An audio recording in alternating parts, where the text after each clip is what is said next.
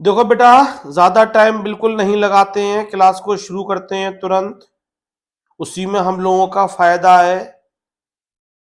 बातें तो बीच बीच में मैं करता रहूंगा आप लोगों के साथ।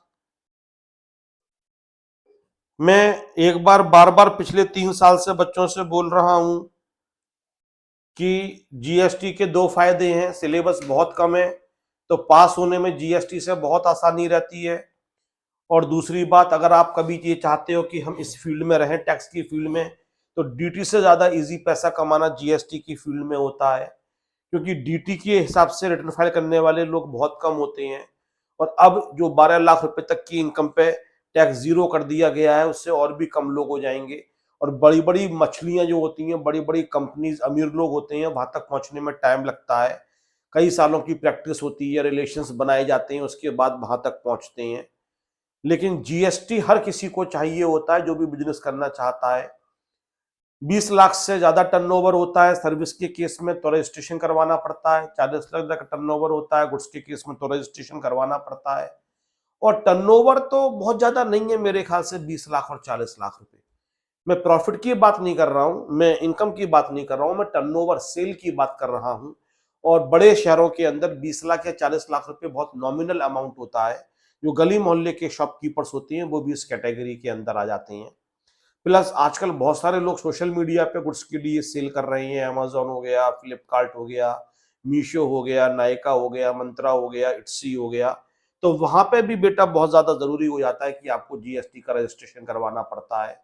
फिर क्लाउड किचन वगैरह हो गई आज की डेट में, जोमेटो के थ्रू आप चीजों को बेच रहे हो, आप स्विगी के थ्रू बेच रहे हो, या आप ब्लिंकिट के थ्रू अपनी चीजों की सप्लाई दे रहे हो। तो इतना सारा सब कुछ आ गया है और हर जगह जीएसटी का स्कोप होता है। तो इसलिए जीएसटी आपकी जिंदगी में एक बहुत बड़ा रिवॉल्यूशन ला सकता है, क्रांति ला सकता है। मैंने आपको यह बताया कि जीएसटी की रिक्वायरमेंट क्यों हुई। पहले 10 मिनट में पुरानी चीजों को रिवाइज ही करवाता हूं, मेरी हैबिट है।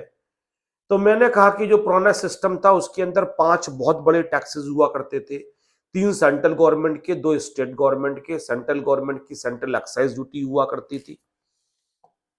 इसके बाद उनका सेंट्रल सेल्स टैक्स हुआ करता था और एक हुआ करता था सर्विस टैक्स। स्टेट गवर्नमेंट के पास 2 टैक्सेस थे। स्टेट एक्साइज ड्यूटी 4-5 चीजों के ऊपर, alcoholic liquor for human consumption, Indian hemp, opium, narcotics and narcotic drugs. और इसके बाद उनके पास हुआ करता था स्टेट सेल्स टैक्स। तो इतने सारे टैक्सेस, आप 5 टैक्सेस थे। तो इनकी वजह से कुछ रायता फैल रहा था। रायता फैलने का मतलब डेफिशिएंसीज थी कुछ। वो कमी ये थी कि जब जब हम आगे वाले टैक्स में से पीछे वाला टैक्स माइनस करते हैं, तो एक सिंपल सा रूल है कि जिसको हमने इनपुट टैक्स पे किया था और जिसको हम आउटपुट टैक्स देने जा रहे हैं, वो दोनों सेम गवर्नमेंट होनी चाहिए। और दोनों सेम गवर्नमेंट होंगी तो फिर हमें बेनिफिट मिल जाएगा, क्योंकि हम कंज्यूमर नहीं है तो हम क्यों टैक्स पे करें। तो इनपुट पे जो हमने टैक्स पे किया होगा वो हमारे आउटपुट में से माइनस कर दिया जाएगा एंड बैलेंस पे करना पड़ेगा। It was the concept. लेकिन इश्यू क्या आ गया कि जब हम किसी दूसरे स्टेट से गुड्स के लिए खरीदते थे, जैसे यूपी से गुड्स के लिए खरीदा, तो हमने पे किया सीएसटी, इसको सेंट्रल सेल्स टैक्स कहा गया। अब जो सेंट्रल सेल्स टैक्स हमने पे किया, ये जाता था यूपी गवर्नमेंट के पास। सर आपने अभी अभी तो कहा ये सेंट्रल गवर्नमेंट का टैक्स था, तो ये मोदी जी के पास जाना चाहिए, ये यूपी गवर्नमेंट के पास क्यों जा रहा है। तो लास्ट क्लास में बहुत लंबा चौड़ा लेक्चर दिया था। इम्पोज करने की पावर, लेवी की पावर, एक्ट बनाने की पावर तो सेंट्रल गवर्नमेंट के पास थी, पर सेंट्रल गवर्नमेंट ने परमानेंटली स्टेट गवर्नमेंट्स को दे दिया था कि इसको आप कलेक्ट कर सकते हो। तो इसलिए क्या हो रहा था कि जो भी आपका सीएसटी था वो आपने यूपी गवर्नमेंट को पे किया। फिर दिल्ली में लाके आपने दिल्ली में बेचा, तो दिल्ली में आपने दिल्ली वैट लगाया क्योंकि दिल्ली गवर्नमेंट के पास गया। अब क्योंकि पीछे वाला टैक्स यूपी गवर्नमेंट के पास गया और आगे वाला टैक्स दिल्ली गवर्नमेंट के पास गया, तो हो क्या रहा था, आगे वाले टैक्स में से पीछे वाला टैक्स माइनस नहीं हो रहा था। दिल्ली गवर्नमेंट कहा करती थी कि तुमने हमें इनपुट कहां पे किया था, तो हमसे तुम कैसे वापस मांग सकते हो। तो इसलिए क्या हो रहा था कि जो बिजनेसमैन होता था, जो वो सीएसटी पे करके आया था, उसको गुड्स की कॉस्ट के अंदर पे ऐड कर देता था। अपनी जेब से तो वो पे नहीं करेगा, तो गुड्स की कॉस्ट के अंदर ऐड कर देगा, तो गुड्स की वैल्यू बढ़ जाएगी। फिर उसके ऊपर वैट लगाओगे तो सीएसटी के ऊपर भी वैट लगा करता था। इसको कहा जाता था कैस्केडिंग इफेक्ट, टैक्स के ऊपर टैक्स का लगना। फिर मैंने इसके बाद आपके लिए यह बताया कि अगर आप गुड्स को पहले मैन्युफैक्चर करते हो फिर आप बेचते हो, जब मैन्युफैक्चर करते हो तो एक्साइज ड्यूटी लगती है और बेचते हो तो उसके ऊपर वैट लगता है। लेकिन एक्साइज ड्यूटी क्योंकि सेंट्रल गवर्नमेंट के पास जाता है और स्टेट सेल्स टैक्स जिसको वैट कहा जाता है वो स्टेट गवर्नमेंट के पास जाता है। तो आप बोलोगे हमने सेंट्रल एक्साइज ड्यूटी पे करी थी और आगे वाले टैक्स में से पीछे वाला माइनस करो, लेकिन सरकार चेंज हो गई। जो आपने सेंट्रल एक्साइज ड्यूटी पे करी वो तो आपने सेंट्रल गवर्नमेंट को पे करी, और अपने ही स्टेट में आप बेच रहे हो तो आप स्टेट सेल्स टैक्स पे करोगे, वो सेम स्टेट में पे करोगे।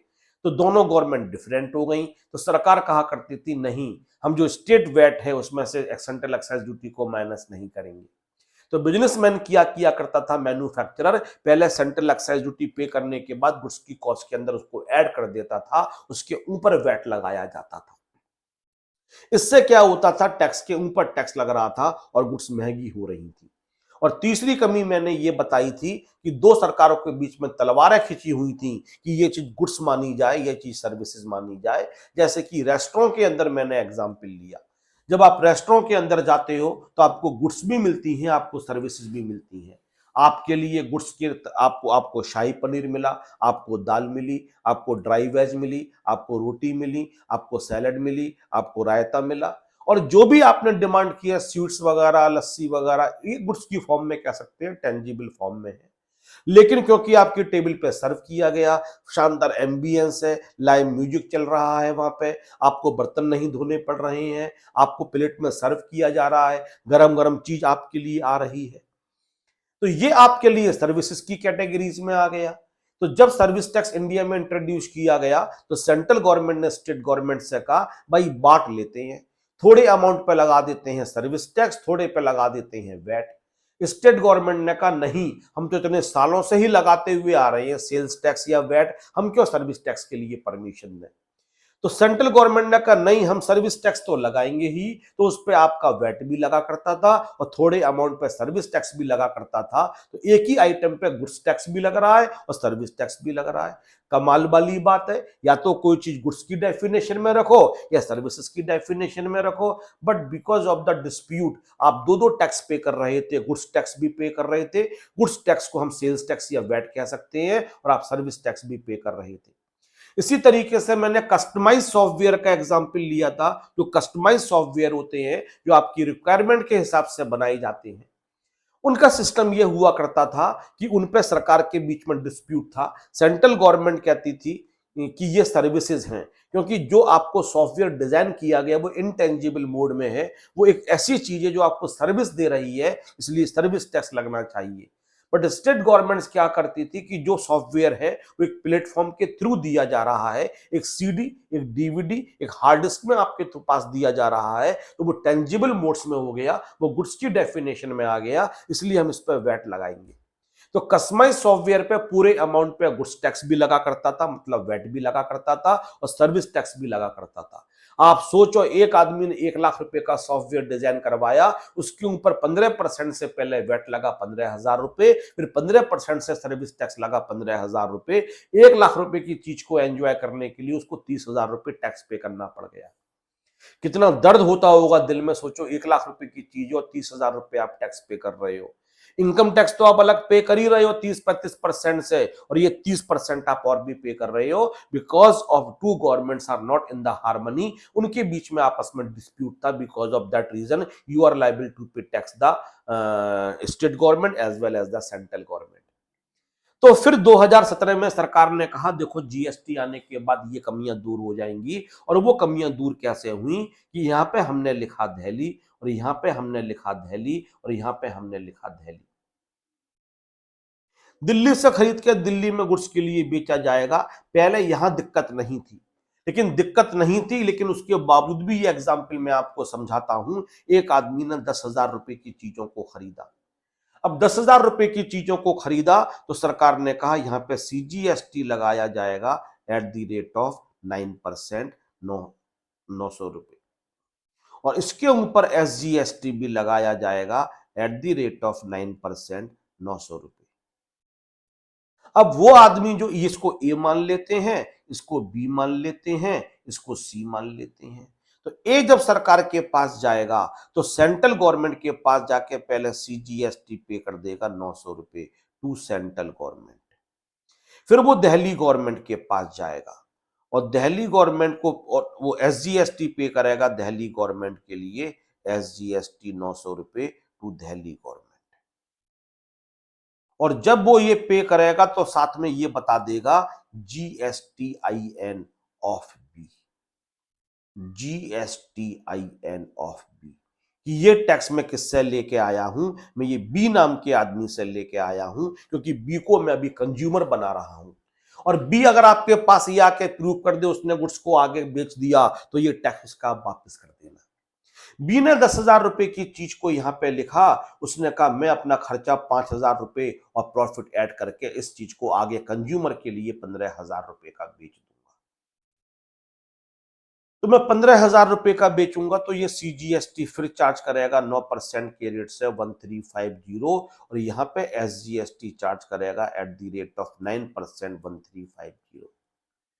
अब सरकार के पास पहुंचना चाहिए 1350 और पीछे वाला टैक्स बी को वापस मिलना चाहिए, क्योंकि बी ने ये प्रूव कर दिया वो कंज्यूमर नहीं है, वो तो गुड्स को आगे बेच देता है।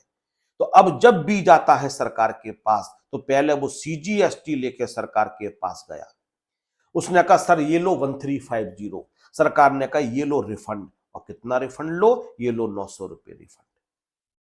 फिर वो जाता है स्टेट गवर्नमेंट के पास, दिल्ली गवर्नमेंट के पास कहता है सर जी ये लो 1350, और स्टेट गवर्नमेंट रेखा गुप्ता जी कहती हैं ये लो 900 रुपए वापस।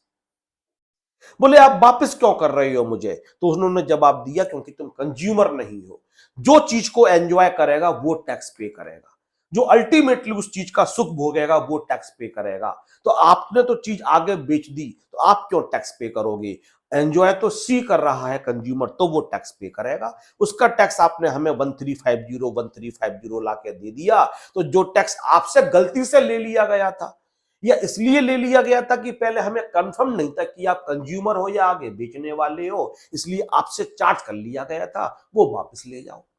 इसका एक ऑल्टरनेट ये भी हो सकता है कि बी ये बोले मैडम इससे अच्छा तो ये था कि मैं जो 1350 था इसमें से 950 रुपए पहले ही माइनस कर लेता और मैं आपको 450 रुपए पे कर देता। दिल्ली सरकार कहती बात तो एक ही है भाई, ऐसा कर लो। फिर वो सेंट्रल गवर्नमेंट कहती, फिर वो स्टेट गवर्नमेंट से कहता सर हम ऐसा भी तो कर सकते थे, मैं घर पे ही 900 रुपए माइनस करके आपको 450 रुपए पे कर देता। बोले बात तो एक ही है, ऐसा बोल लो। बोले हमारे पास तो 1350 रुपए यहाँ नहीं है, अगर आप 1350 दे के 900 रुपए लेके जाओगे तब भी हमारे पास 1350 आएंगे, आप हमें 450 दोगे तब भी 1350 आएंगे, 900 हमारे पास पहले आ चुके हैं और 450 आप और दे रहे हो, 1350 हो गए। दिल्ली गवर्नमेंट ने भी यही जवाब दिया कि आप हमें 1350 दोगे और 900 वापस लेके जाओगे तब भी हमारे पास 1350 आएंगे, या फिर आप हमें केवल 450 रुपए दोगे, 900 पहले आ चुके हैं, 450 आपने और दे दिए तब भी 1350 आएंगे। हमें तो कंज्यूमर से जो टैक्स मिला वो टैक्स एंजॉय करना है, तो दोनों तरीके से कर लो। तो ये समझने के लिए है।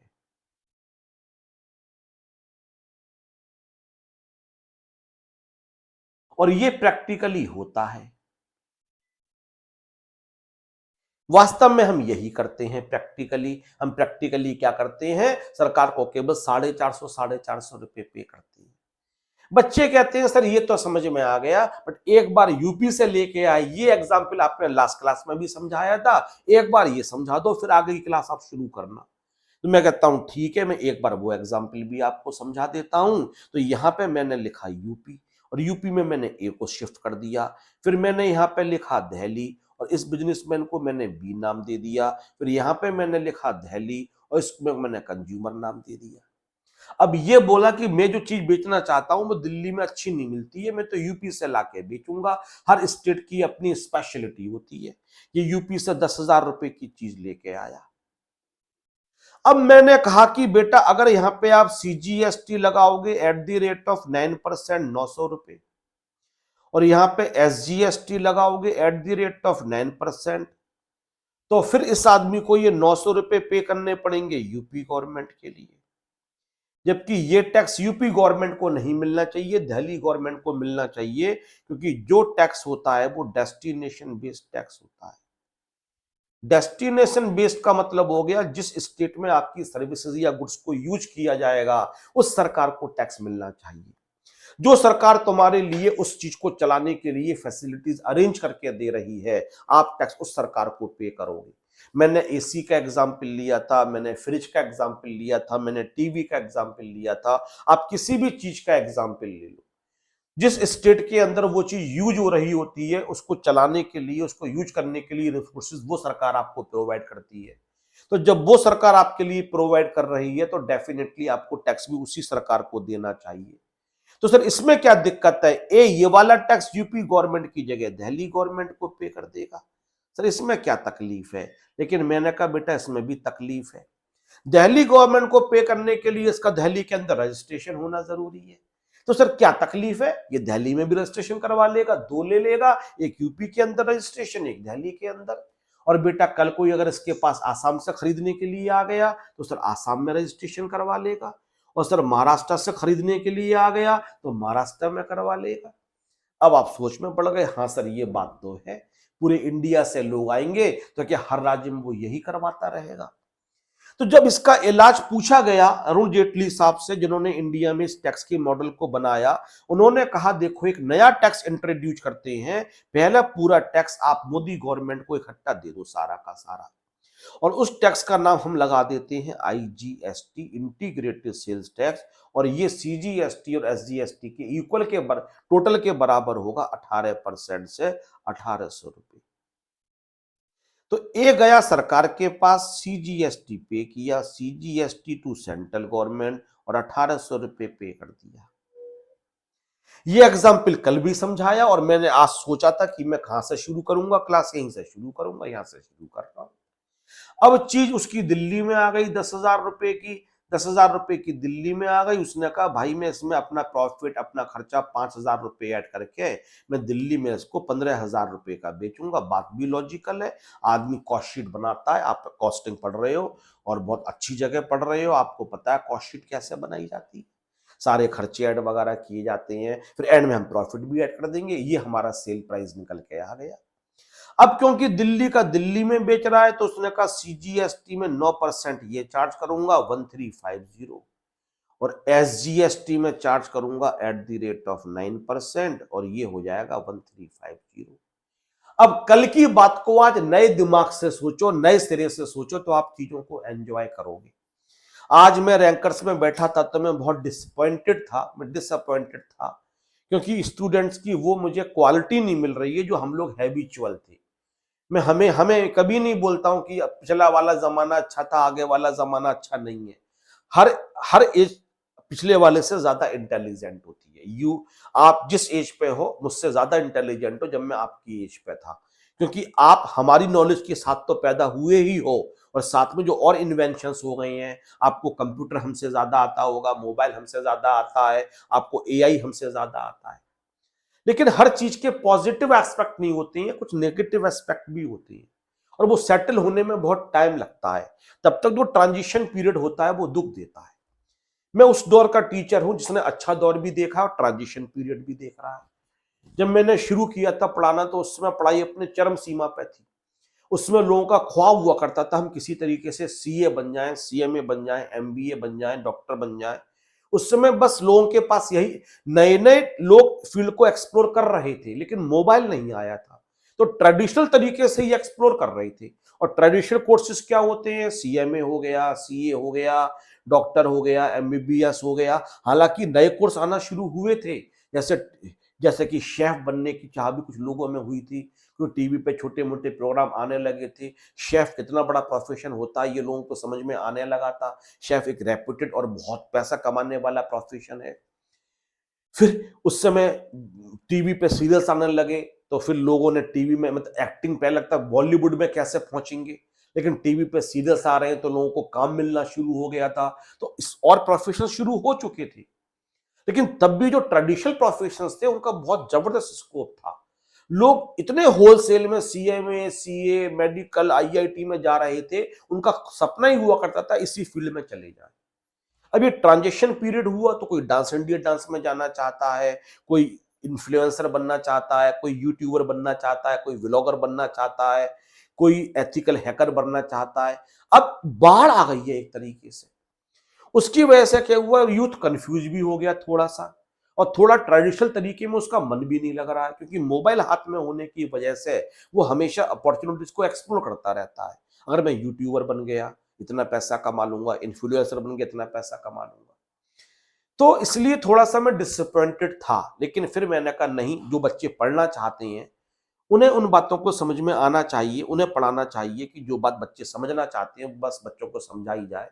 अगर अगर नंबर कम हुए हैं तो जो, लेकिन बच्चे वास्तव में इंटरेस्टेड हैं उनको बात समझ में आनी चाहिए।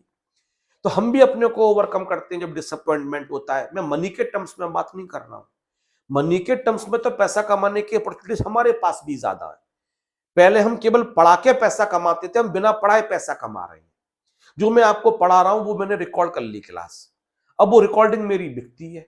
तो कितना इजी हो गया पैसा कमाना।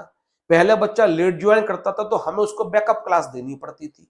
अब बच्चा लेट ज्वाइन करता तो हम बैकअप क्लास नहीं देते हैं, हम उसको रिकॉर्डेड देते हैं, बेटा ये देख लो। तो हमारे लिए तो इजी हो गया मनी के टर्म्स में। और इस तरीके से भी इजी हो गया कि अगर हमसे बच्चा फेस टू फेस पढ़ेगा तो दिल्ली और नियर बाई स्टेट्स का ही पढ़ पाएगा। यूपी का आ जाएगा, राजस्थान का आ जाएगा, हरियाणा का आ जाएगा, उत्तराखंड का आ जाएगा, लेकिन आसाम से तो बहुत कम बच्चा आ पाएगा, कोलकाता से तो बहुत कम बच्चा आ पाएगा, साउथ से तो कम बच्चा आ पाएगा। अब पेन ड्राइव की वजह से मेरी पेन ड्राइव पूरे इंडिया में बिक रही है। अगर मैं आपको एक छोटा सा एग्जाम्पल दूं कि मैं फाइल को पढ़ाता हूं, मेरी फाइल की फीस 10,000 रुपए है पेन ड्राइव की। 9,000 रुपए जून के लिए, 11,000 रुपए दिसंबर के लिए। यही प्राइस मैंने हर जगह कोट किया है। अगर एक पेन ड्राइव भी डेली बिक जाए तो भी अगर आप मेरी इनकम को कैलकुलेट करोगे तो आपको ऐसा लगेगा हाँ सर को फाइनेंशियली दिक्कत नहीं हो सकती है अगर एक पेन ड्राइव भी डेली बिक जाए। चलो छोड़ो, इंटर की पेन ड्राइव भी एक डेली बिक जाए, करीब 6 से 7 हजार रुपए की बिकती है। तो कभी इंटर की भी एक केबल में बोल रहा हूं, पूरे इंडिया में बोल रहा हूं, तब भी आपको लगा कि सर कितना भी मिनिमम कमाते हो लेकिन सर को फाइनेंशियली क्रंच नहीं होगा। तो फाइनेंशियली तो हम लोग ज्यादा स्ट्रांग हो रहे हैं इस फील्ड के आने के बाद। लेकिन फाइनेंशियली सब कुछ नहीं होता है, मेंटली भी सेटिस्फेक्शन होता है कि जिस लेवल की हम टीचिंग करना चाहते हैं वो बच्चों तक पहुंचे टीचिंग। अगर कोई वास्तव में अच्छा टीचर है और बच्चे उसको अप्रिशिएट करते रहे हैं तो उसको अपनी नॉलेज दूसरों को देने में मजा आता है। वो चाहता है कि बच्चे सामने बैठ के उससे डाउट्स पूछे, उसको वो चीज टीच करी जाए। और एआई के आने के बाद तो क्या हो गया है कि साउथ में जो बच्चे तमिल में पढ़ते हैं वहां तक भी मेरी रीच हो गई। बस मैं किसी एआई सॉफ्टवेयर में उसको अपलोड करूंगा और मैं बोलूंगा इसको आप क्या करो तमिल में कन्वर्ट कर दो, तो वो तमिल ऑडियो में और लिप सिंकिंग करते हुए वो ऑडियो में तमिल में कन्वर्ट कर देगा, वो कन्नड़ में कर देगा, वो मलयाली में कर देगा, वो डिफरेंट लैंग्वेज में कन्वर्ट कर देगा। तो जहां तक मेरी रीच नहीं थी वहां तक भी पहुंच गई। लेकिन बात केवल पैसा कमाने की नहीं है, बात यह है कि जो चीज आप चाहते हो। कितने अच्छे अच्छे बच्चे हम लोगों ने सीएमए बनाए हैं, सीए बनाए हैं, बीकॉम से कितने अच्छे अच्छे बच्चे निकले हुए हैं। तो जो बात मैं पढ़ा रहा हूं उस बात को समझने की कोशिश करो तो तुम्हें डेफिनेटली समझ में आएगा। और वो बात क्या है, 1350 पहुंचना चाहिए और पीछे वाला वापस मिलना चाहिए। जो उसने 1800 रुपए किया वो उसको वापस मिल जाएगा। और 1350 पहुंच जाएगा मतलब आधा सेंट्रल गवर्नमेंट के पास पहुंच जाएगा, आधा स्टेट गवर्नमेंट के पास पहुंच जाएगा। मैंने आज सोचा, जब मैं रैंकर से लौट रहा था एनवाइज ड्राइविंग, तो मैंने सोचा कि बच्चों को और किस तरीके से इस लॉजिक को समझाया जाए। तो कुछ कंसेप्ट्स, कुछ आइडियाज मेरे दिमाग में आए, वो मैं आपके संग शेयर कर रहा हूं, वो मैं आपको पढ़ा रहा हूं। यूपी, दिल्ली और दिल्ली।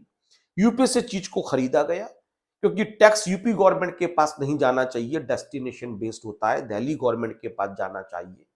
तो इसके लिए सरकार ने क्या कहा कि या तो हर स्टेट में रजिस्ट्रेशन करवाओ, और ये बहुत डिफिकल्ट हो जाएगा for all the businessman to get registration in all the states of the India. तो better you charge only one tax that is called the IGST and it will be paid to the central government. And this is in this example it comes rupees 1800 जो उसने central government को पे कर दिया। इतनी बात समझ में आ गई। अब वो अपने स्टेट में बेच रहा है, तो अपने स्टेट में बेच रहा है तो सीजीएसटी लगाएगा वो 1800, वो 1350, एसजीएसटी 1350। अब शायद आपको बेटर तरीके से समझ में आए। तो बी पहुंचता है सेंट्रल गवर्नमेंट, वो सेंट्रल गवर्नमेंट के पास। CGST paid to central government 1350, SGST pay to state government 1350। देखो आधा आधा बट गया, आधा सेंट्रल गवर्नमेंट के पास, आधा स्टेट गवर्नमेंट के पास। लेकिन तुम्हारा क्वेश्चन दिमाग में ये आया, सर इसको 1800 रुपए वापस भी तो मिलने चाहिए। तो इसी तरीका तो ये है कि जैसे ही आगे बेचेगा वैसे ही मोदी सरकार इसके अकाउंट में 1800 रुपए वापस कर देगी। 1800 रुपए इसको पूरे के पूरे वापस मिल जाए और 1800 रुपए इसको वापस मिल जाएंगे। आगे वाला टैक्स आधा सेंट्रल गवर्नमेंट के पास पहुंच गया, आधा स्टेट गवर्नमेंट के पास पहुंच गया। ये बात समझ में आ रही है? क्योंकि मोदी जी बोलेंगे भाई तुम कंज्यूमर नहीं हो, ये बोलेगा नहीं सर मैं कंज्यूमर नहीं हूं, मैं तो बिजनेसमैन हूं, मैंने आगे बेच दिया। बोले तुमने प्रूव कर दिया तुम कंज्यूमर नहीं हो, अपना टैक्स वापस ले जाए। मोदी जी 1800 वापस कर दें और ये 1350 सेंट्रल गवर्नमेंट को पे कर दे, 1350। सर ये बात हमें बिल्कुल समझ में आ गई। अब 1800 वापस कैसे मिलेंगे? तो मोदी जी के पास जाके बोलता है सर 1350 में लेके आया हूं, तो या तो मैं आपको, आप मुझे 1800 वापस करो और मैं 1350 आपको दूं। ये तरीका ये है, या मैं अपने घर पे ये कर लेता हूं 1350 में 1350 ये कर लेता हूं और आपको नील पे कर देता हूं, मुझे तो आपसे 1800 लेने ही है। मोदी जी ने कहा ये बिल्कुल ठीक बात है, तो हमें पे मत करो।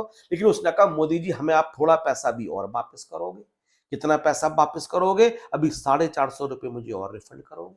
अगर मैं आपको 1350 देता और आप मुझे 1800 रुपए वापस करते, यही तो लॉजिक था। मोदी जी ने कहा ये लॉजिक था। अब 1350 मुझे आपको पे करने हैं, वो मैं आपको नहीं पे कर रहा हूं क्योंकि आप 1800 वापस करते। 1350 मोदी ठीक। अब मुझे आप 450 और वापस करोगे? मोदी जी ने कहा मैं तुम्हें 450 और वापस कर दूंगा। फिर वो पहुंचा स्टेट गवर्नमेंट के पास, आप 1350 लो। तो मोदी जी ने स्टेट गवर्नमेंट से कहा कि जो मुझे इस आदमी को 450 वापस करने हैं, ये 450 तुम वापस कर दो मेरे पे हाथ पे, और इससे केवल 900 रुपए ले लो। तो स्टेट गवर्नमेंट ने कहा जब हमारे पास पीछे कोई टैक्स आया ही नहीं था तो हम क्यों वापस कर दें?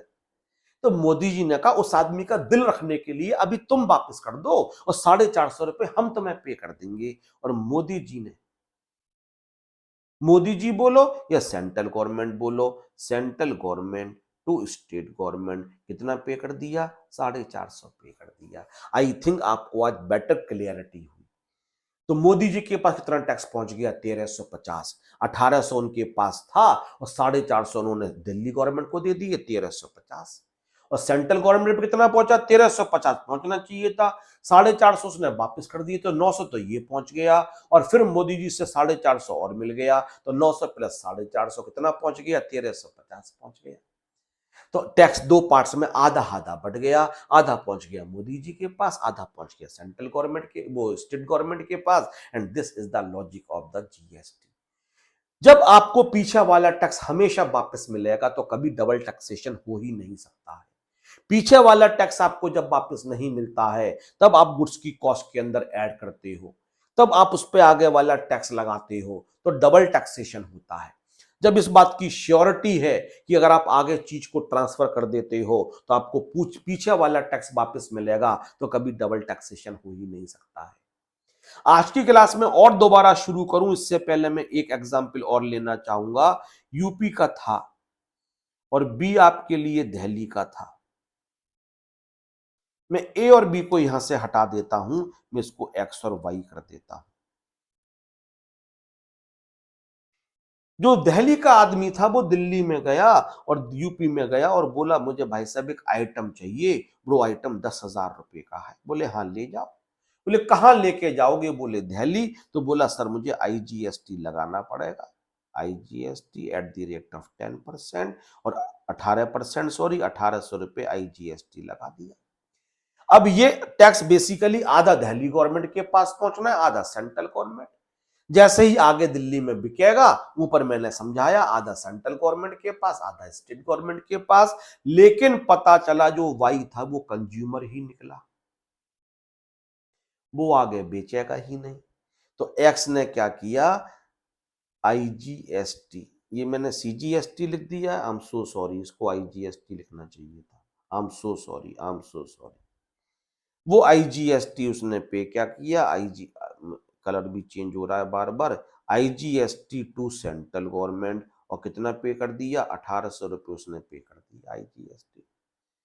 अब दिल्ली में चीज यूज हो रही है लेकिन दिल्ली में बिक नहीं रही है। लेकिन दिल्ली में क्योंकि आके यूज हो रही है तो आधा हिस्सा तो दिल्ली गवर्नमेंट का है। ऊपर वाले केस में जब दिल्ली में बिका तो 2 टैक्स लगते ही 1350 आधा पहुंच गया सेंट्रल गवर्नमेंट के पास, आधा स्टेट गवर्नमेंट के पास। लेकिन इस वाले केस में तो आगे बिका ही नहीं, तो पूरा का पूरा रह गया आपका सेंट्रल गवर्नमेंट के पास। तो सर ये आधा दिल्ली गवर्नमेंट को कैसे दिया जाएगा? तो एक फंड बना लिया जाएगा, कंसोलिडेटेड फंड, और ये इसमें ट्रांसफर कर दिया जाएगा 1800 रुपए। तुरंत नहीं बांटा जाएगा, और जब पूरे साल के एंड में at the end of the year जो भी फंड बन के तैयार हो जाएगा हजारों करोड़ रुपए का, इसके 2 हिस्से कर दिए जाएंगे, थोड़ा सेंट्रल गवर्नमेंट के पास और थोड़ा स्टेट गवर्नमेंट्स को डिस्ट्रीब्यूट कर दिया जाएगा। सर कितना कितना करेंगे वो आपको फिर फाइनल में सिखाया जाएगा। वो एक फॉर्मूला होता है, कंसेप्ट होता है, एक अनुपात में सारी स्टेट गवर्नमेंट्स में बांट दिया जाएगा। आई थिंक आपको एग्जैक्टली समझ में आ गया कि मोदी जी ने क्यों कहा था one nation one tax, one nation one tax. अब आप दिल्ली सेल्स, अब सीजीएसटी अलग नहीं होगा, अब सर्विस टैक्स नहीं लगेगा, अब वैट नहीं लगेगा, अब स्टेट एक्साइज ड्यूटी नहीं लगेगी, अब सेंट्रल सेल्स टैक्स नहीं लगेगा, अब केवल एक टैक्स लगेगा, जीएसटी। लेकिन एक बात मैं वन नेशन वन टैक्स में क्यों नहीं मानता हूं कि जीएसटी भी 3 हिस्सों में डिवाइड कर दिया गया, सीजीएसटी और कभी एसजीएसटी लगेगा, या फिर कभी लगेगा आईजीएसटी। ये वन नेशन वन टैक्स किया हुआ यार। तुमने हालांकि उसको जीएसटी ही नाम दे दिया, लेकिन तब भी तुमने 3 टैक्स कर दिए। पहले तुमने 5 टैक्स को आपस में खत्म किया, हम सेंट्रल एक्साइज ड्यूटी खत्म कर रहे हैं, हम सेंट्रल सेल्स टैक्स खत्म कर रहे हैं, हम सर्विस टैक्स खत्म कर रहे हैं, हम स्टेट एक्साइज ड्यूटी खत्म कर रहे हैं, हम स्टेट सेल्स टैक्स खत्म कर रहे हैं। लेकिन हम वन नेशन वन टैक्स लेके आएंगे, और वन नेशन वन टैक्स में भी सरकार लेके क्या आ रही है? 3 टैक्स लेके आ रही है। एक लेके आ रही है सीजीएसटी, एक लेके आ रही है एसजीएसटी, एक आईजीएसटी। कमाल वाली बात है, और बोल रहे हैं वन नेशन वन टैक्स। रायता तो अभी भी फैला हुआ है। राहुल गांधी ने इस टैक्स को नाम दिया था जीएसटी, गब्बर सिंह टैक्स।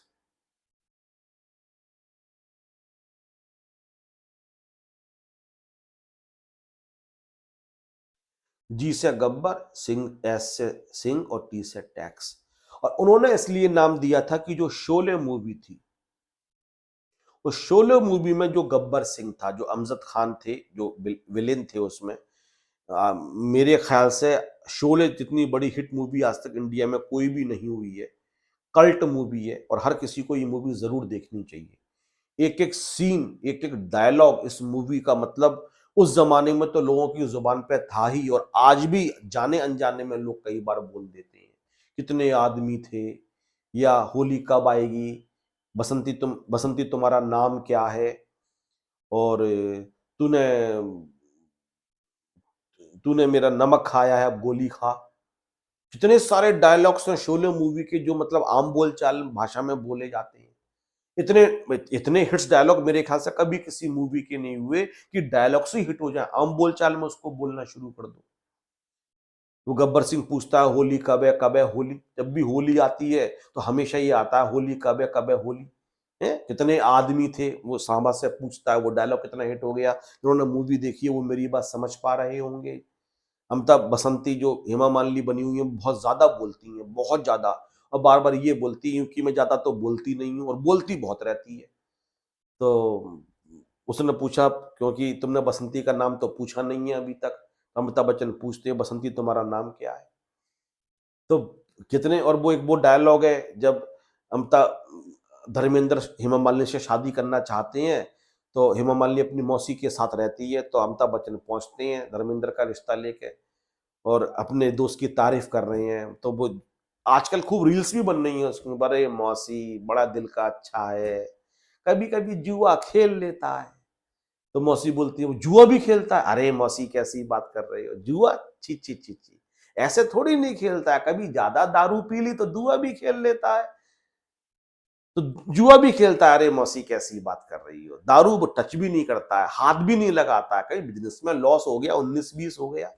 ये ऐसी रील्स आपने देखी होंगी, ये रील्स सारी शोले मूवी से ली गई। तो शोले मूवी में क्या था, जो गब्बर सिंह था वो गांव में आता था और जबरदस्ती लोगों का सामान, जो आपकी फसल हुई है, जो आपके खाने पीने का सामान है, वो जबरदस्ती छीन के लेके जाता था।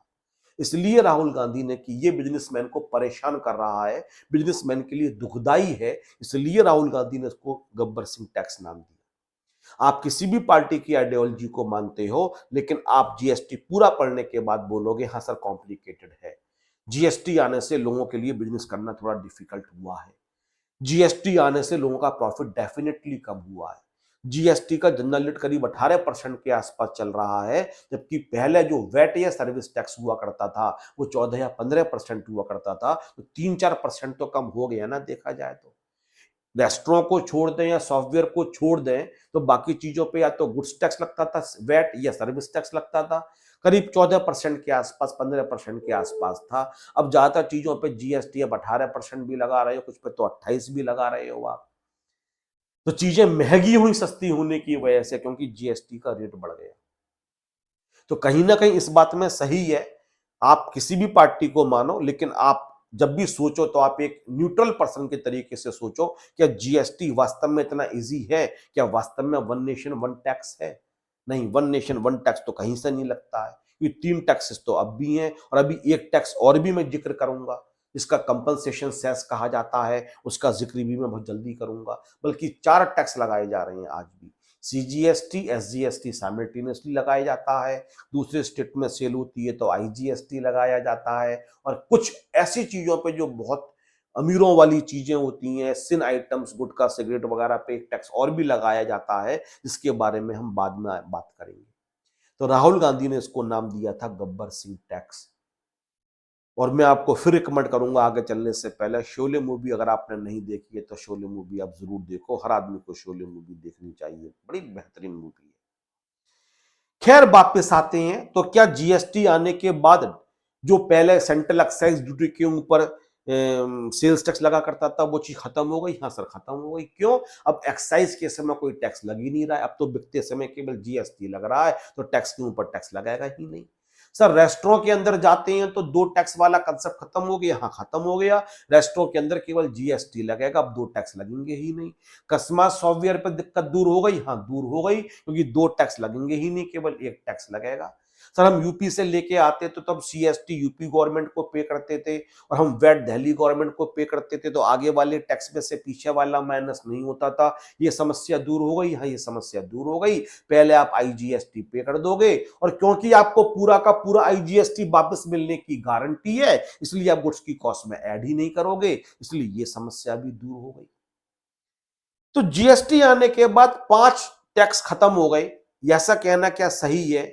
ऐसा कहना थोड़े तरीके से गलत है, क्योंकि जब सारी सरकारें बैठी, सेंट्रल गवर्नमेंट मतलब मोदी जी बैठे और सारी सरकारें बैठी, स्टेट गवर्नमेंट्स, दिल्ली की, यूपी की, राजस्थान की, बिहार की, असम की, मेघालय की, नागालैंड की, महाराष्ट्र की, गोवा की, सरकार ने पूछा सारे सीएम से क्या चाहते हो, क्या इन टैक्सेस को आप जीएसटी के अंदर खर्च करने को तैयार हो, मिलाने को तैयार हो? तो सारे स्टेट गवर्नमेंट ने एक लाइन से कहा सर देखो आप हमसे सब कुछ ले लो, लेकिन अल्कोहलिक लिकर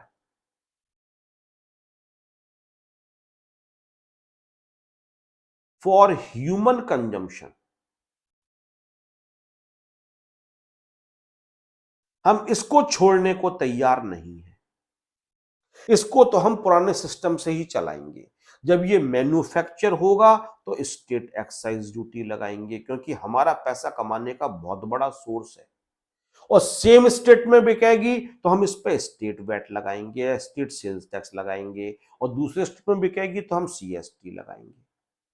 मतलब इसको नहीं छोड़ेंगे, ये नहीं, इसको छोड़ने को तैयार नहीं। सरकार ने समझाया, मोदी जी ने, भाई आधा आधा बांट लेते हैं। बोले नहीं हम इसको बांटने को तैयार ही नहीं, क्योंकि फिर तो आप पूरी की पूरी पावर अपने हाथ में ले लोगे, हर टैक्स का बंटवारा हो गया। जबकि हमारा पैसा कमाने का एक बहुत बड़ा सोर्स होता है कि हम शराब को मैन्युफैक्चरिंग से भी पैसा कमाएं और बेच के भी पैसा कमाएं। मैन्युफैक्चरिंग पे भी हमारे पास आ रहा है और बेचने से भी हमारे पास आ रहा है। अब हरियाणा में फैक्ट्री लगी हुई है, जो मैन्युफैक्चर होगा तो स्टेट एक्साइज ड्यूटी भी हरियाणा में जाएगी और उसके बाद हरियाणा में बिकेगी तो वैट भी हरियाणा के पास जाएगा। सारी स्टेट गवर्नमेंट ने, इवन जो बीजेपी की सरकार भी जहां जाती उन्होंने भी कहा नहीं सर, हम alcoholic liquor for human consumption देने को तैयार नहीं है और सरकार को झुकना पड़ा। सरकार ने इसको जीएसटी से बाहर रखा। फिर सरकार ने यह कहा कि जो आपके पेट्रो प्रोडक्ट्स होते हैं, 5 petro products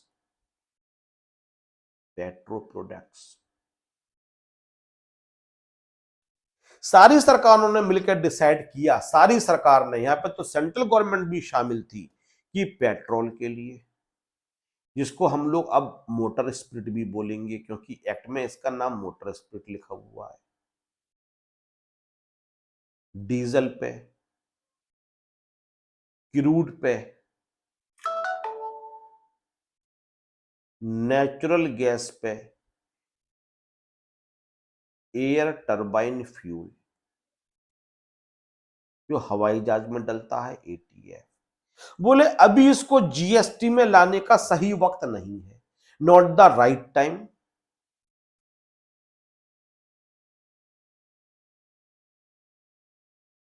not the right time to levy GST. इसको फ्यूचर में लेके आएंगे, अभी लेके नहीं आएंगे इस पे जीएसटी, अभी पुराने सिस्टम से ही चलेंगे। तो अगर ये मैन्युफैक्चर होगा तो सेंट्रल एक्साइज ड्यूटी लगाई जाएगी,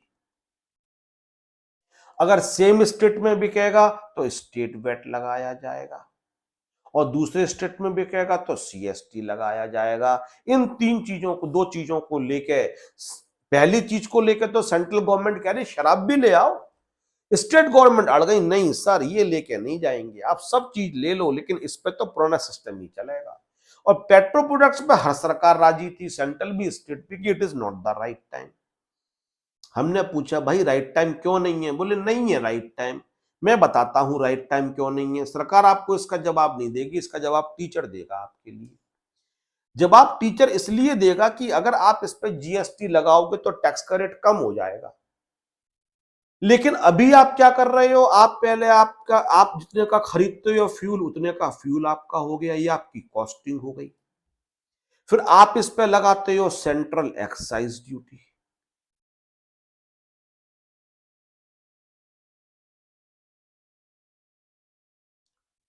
फिर आप इसके बाद इसको ऐड कर लेते हो, फिर इस पे लगाते हो आप वैट, स्टेट वैट,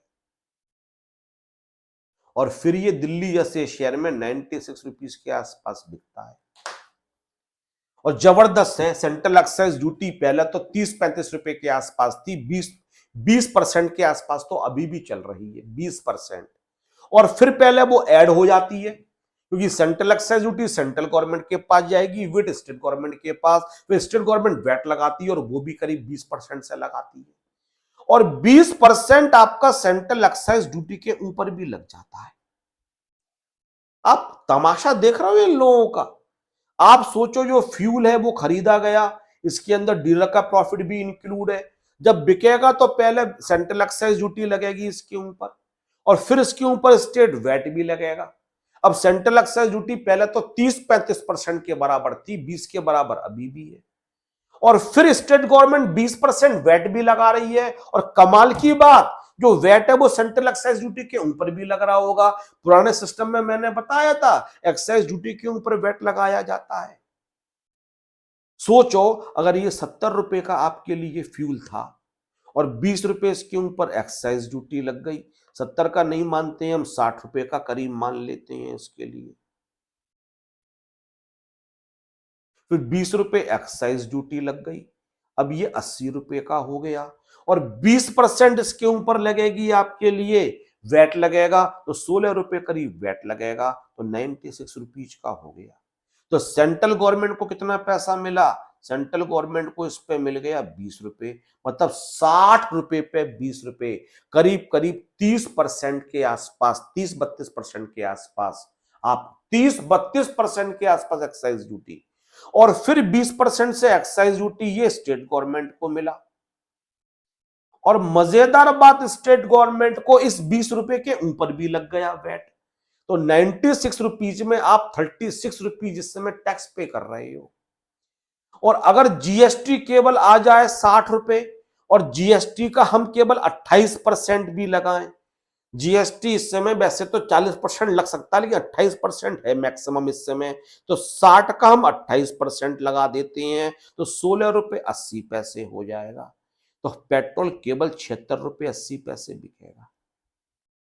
और मैं 40% भी मान लूं, क्योंकि यह वादा किया गया है कि जीएसटी का मैक्सिमम 40%, 28% से ऊपर लगता नहीं है, लेकिन एक्ट में लिखा हुआ है मैक्सिमम भी लगेगा तो 40 लगेगा।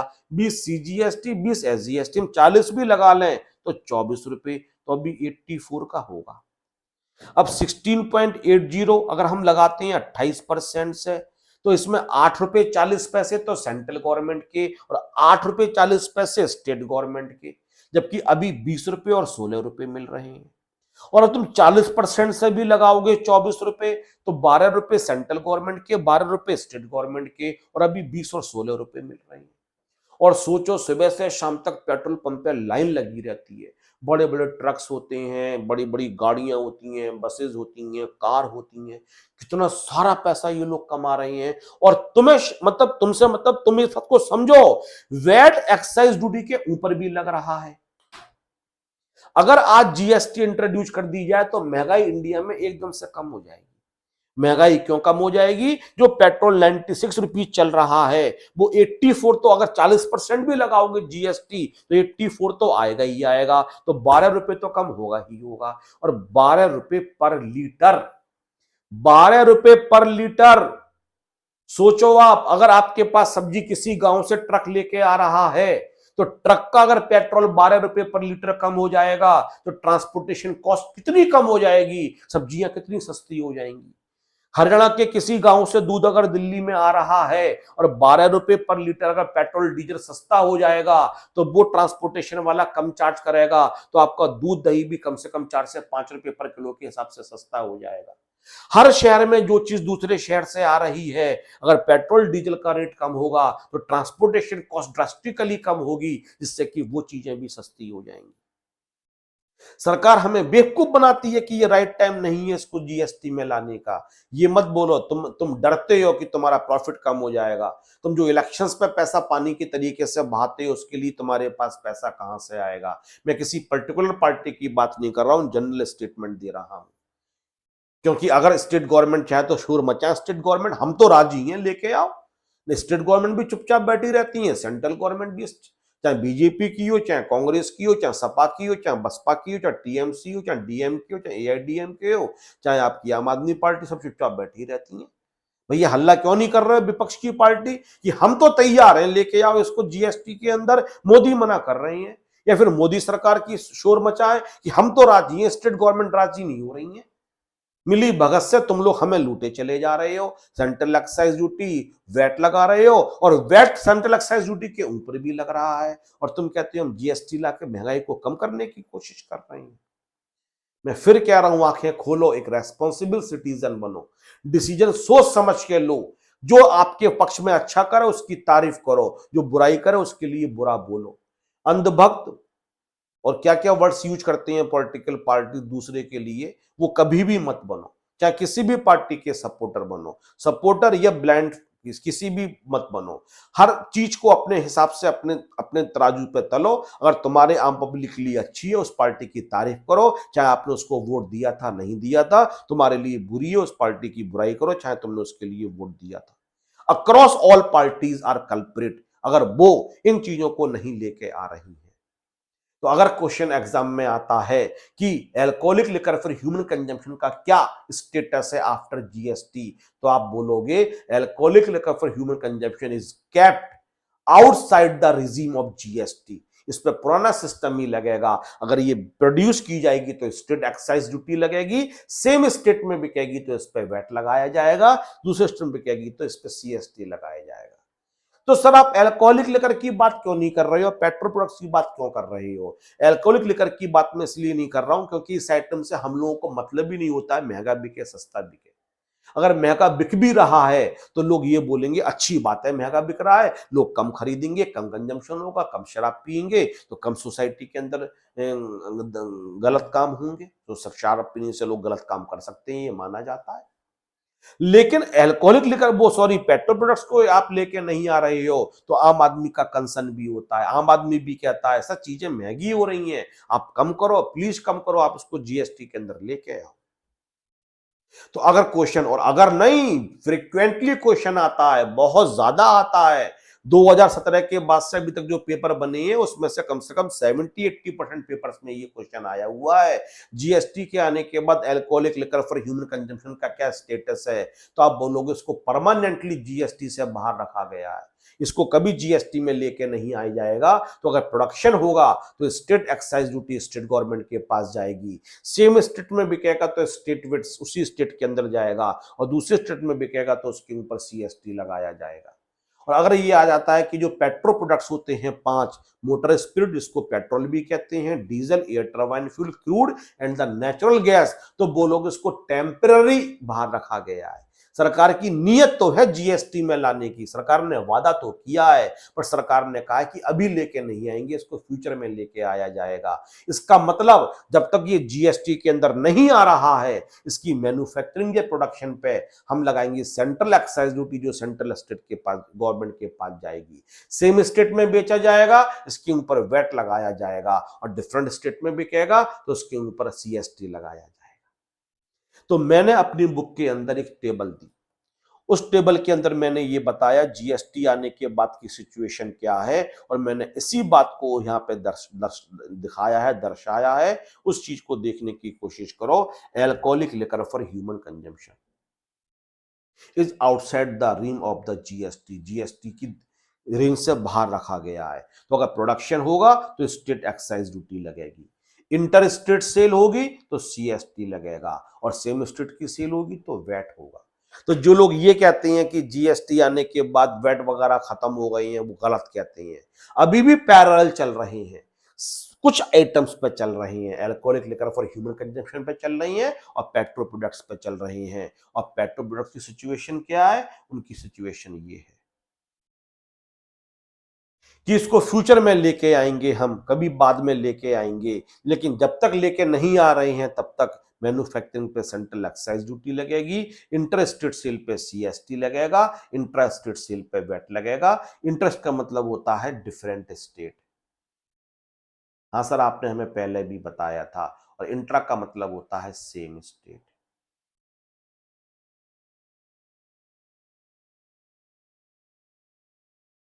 और इसका मतलब होता है सेम स्टेट।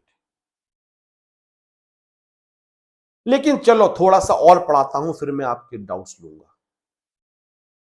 सेंट्रल गवर्नमेंट ने कहा देखो टोटल कितने टैक्सेस हैं। बोले टैक्सेस तो बहुत सारे हैं। मैंने कहा सारे पढ़ाऊंगा, लेकिन मैं पहले पांच मेन की बात करूंगा, जो मेन है 5। तो उन 5 मेन की बात कर लेते हैं।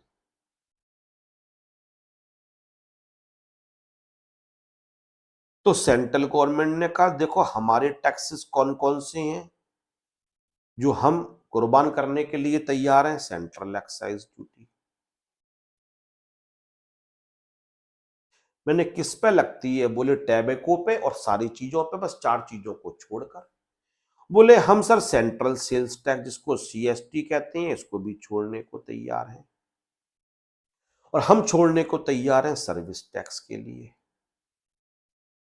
हम स्टेट गवर्नमेंट के पास गए, हमने कहा सर देश की खातिर आप क्या करने को तैयार हो। उन्होंने कहा कि देखो हमारे पास एक तो स्टेट एक्साइज ड्यूटी आती है, और हमारे पास एक स्टेट सेल्स टैक्स आता है जिसको अभी स्टेट वैट बोला जाता है। बोले स्टेट गवर्नमेंट, हमने कहा अच्छा स्टेट एक्साइज ड्यूटी किस किस पे आती है। तो उन्होंने कहा देखो एक तो आती है alcoholic liquor for human consumption, एक सर इसके अंदर ओपीएम आता है, एक इंडियन हेम्प आता है, और एक नारकोटिक्स एंड नारकोटिक्स ड्रग्स आते हैं। और मैंने कि इसके अलावा किसी भी चीज की मैन्युफैक्चरिंग होगी, बोले वो सेंट्रल एक्साइज ड्यूटी लगेगी। तो सब कुछ छोड़ने को तैयार हो, तो स्टेट गवर्नमेंट ने कहा नहीं, हम अल्कोहलिक लेकर फॉर ह्यूमन कंजम्पशन नहीं छोड़ेंगे, इसको बाहर रखो, इस पे पुराना सिस्टम ही चलेगा। और इन दोनों ने डिसाइड किया कि पेट्रो प्रोडक्ट्स को भी बाहर रखेंगे। फिर हमने कहा स्टेट गवर्नमेंट से, अच्छा ये चीजें तो छोड़ोगे? बोले कौन कौन सी? तो मैंने कहा ओपियम, इंडियन हेम्प, नारकोटिक्स, ये तो छोड़ोगे? स्टेट गवर्नमेंट ने कहा नहीं, छोड़ने का मन तो नहीं है हमारा, सेल्स टैक्स ले जाओ लेकिन इसको छोड़ने का मन तो नहीं है हमारा। तो सरकार ने क्या गेम खेला स्टेट गवर्नमेंट ने, और स्टेट गवर्नमेंट ने कहा कि अगर ये चीजें हैं आपके लिए, कौन कौन सी चीजें हैं? Opium, Indian hemp and narcotics, इसकी जो मैन्युफैक्चर, हम इसकी सेल पे तो जीएसटी लगाने को तैयार हैं, लेकिन हम इसकी मैन्युफैक्चरिंग पे जो स्टेट एक्साइज ड्यूटी है उसको छोड़ने को तैयार नहीं है। तुम कहते हो कि हमारे लिए सरकार सोचती है, मैं कहता हूं बताओ कहां से सोचती है। जब जीएसटी आने के बाद एक्साइज ड्यूटी लगना बंद हो जाएगी, जब केवल क्या लगेगा, स्टेट सेल्स जीएसटी लगेगा, लेकिन स्टेट गवर्नमेंट कहती है नहीं सर, इन चीजों पे हम मैन्युफैक्चरिंग पे भी टैक्स लेंगे, स्टेट एक्साइज ड्यूटी, ये हमारा पैसा कमाने का बहुत बड़ा तरीका है। हाँ, बिकने पे जो वैट और सीएसटी लगता था वो हम छोड़ने को तैयार हैं। तो जब इनकी मैन्युफैक्चरिंग होगी तो स्टेट एक्साइज ड्यूटी लगाई जाएगी। हाँ, जब बिकेगा तो हम जीएसटी लगा लेंगे, अगर दूसरे स्टेट में बिकेगा तो हम लगाएंगे आईजीएसटी, और सेम स्टेट में बिकेगा तो हम लगाएंगे सीजीएसटी प्लस एसजीएसटी लगा देंगे। तो फिर हम सेंट्रल गवर्नमेंट के पास गए, हमने कि आप तो बड़े लोग हो, आप तो सब कुछ छोड़ने को तैयार हो। बोले देखो, पेट्रो प्रोडक्ट्स तो हम लेके आएंगे लेकिन फ्यूचर में लेके आएंगे, मैं उसके अलावा तो सब कुछ छोड़ने को तैयार हो। तो सेंट्रल गवर्नमेंट ने कहा यार टोबैको छोड़ने का मन नहीं कर रहा है, तंबाकू के आइटम्स, मैंने कहा इतना क्या लगाव है? बोले यार बहुत टैक्स मिलता है, अगर इसको जीएसटी में लगे तो आधा सेंट्रल गवर्नमेंट आधा स्टेट गवर्नमेंट, अभी इसकी मैन्युफैक्चरिंग पे हमें सेंट्रल एक्साइज ड्यूटी बहुत सारी मिलती है। तो सेंट्रल गवर्नमेंट ने गेम खेला और उन्होंने कहा टैबेको की मैन्युफैक्चरिंग हम छोड़ने को तैयार नहीं है, हम सेल को छोड़ने को तैयार हैं। तो टैबेको और टैबेको आइटम्स जो मिलेंगे उस पर अभी भी सेंट्रल एक्साइज ड्यूटी लगाई जाएगी, और जब सेम स्टेट में बिकेगी तो उस पर आईजीएसटी लगाएंगे, और डिफरेंट स्टेट्स में, वो डिफरेंट स्टेट में बिकेगी तो आईजीएसटी लगाएंगे, सेम स्टेट्स में हम बिकेगी तो एसजीएसटी लगाएंगे। तुम करो राजनीति, हम करें राजनीति, हम बोलें कि हम इसके सपोर्टर, हम उसके सपोर्टर, हम इस राजनीति में उलझे रहे, हम आपस में अपने दोस्तों से लड़ने लग जाते हैं कि ये पार्टी अच्छी है, वो पार्टी अच्छी है, और यहाँ पे कोई पार्टी आपके बारे में सोचने के लिए तैयार नहीं। स्टेट गवर्नमेंट अल्कोहल लिकर को तो पूरे तरीके से खा गई, पेट्रो प्रोडक्ट्स को दोनों सरकारों ने मिलकर डिसाइड किया कि भविष्य में लेके आएंगे। तो भविष्य का मतलब क्या होता है? 2017 में तुम एक्ट लेके आए, 2025 आ गई, क्या 8 साल में वो सही समय नहीं आया है? 8 साल के अंदर तो जीएसटी में लेके आ जाओ ना पेट्रो प्रोडक्ट्स के लिए, बाहर रखा। फिर स्टेट गवर्नमेंट कहती है कि ओपीएम वगैरह को हम जीएसटी में लाने को तैयार हैं, तो एक्साइज ड्यूटी छोड़ो, क्योंकि जब जीएसटी लगेगा तो एक्साइज ड्यूटी का क्या काम? बोले नहीं, हम अगर मैन्युफैक्चरिंग होगी, प्रोडक्शन होगा तो स्टेट एक्साइज ड्यूटी लेंगे, हाँ बिकते समय वैट और सीएसटी हटा दो, सेम स्टेट में बिकेगा तो आधा सीजीएसटी आधा एसजीएसटी, दूसरे में बिकेगा तो आईजीएसटी।